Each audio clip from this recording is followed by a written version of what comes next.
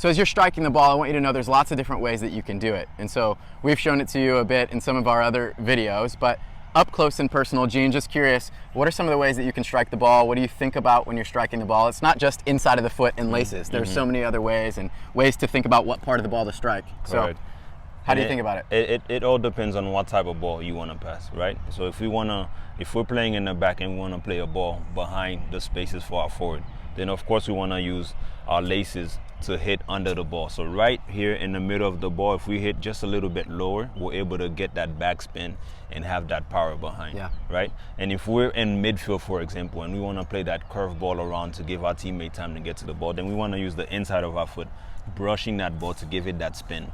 It all depends on what kind of pass you want to make and where on the field that you are. Yeah, and one of the things that I've come to know and come to learn in my playing days is that I want to make it spin into the run of my teammate. Correct. Right? And so if I want to just drop it over the back line, I do want it to have some backspin so it doesn't go all the way to the keeper. Right? Correct. If I want to feather it in, to a runner this way so that it curves right into their line of where they're running. And so be thinking about that, different ways that you can strike the ball. It's not always just laces to shoot and inside of the foot to pass. Correct. There's a low driven pass, and we'll show you some of those things. There's a big bent ball, there's a high driven ball, a chip ball, all sorts of things, but it depends on where you strike the ball and what part of the foot you're using.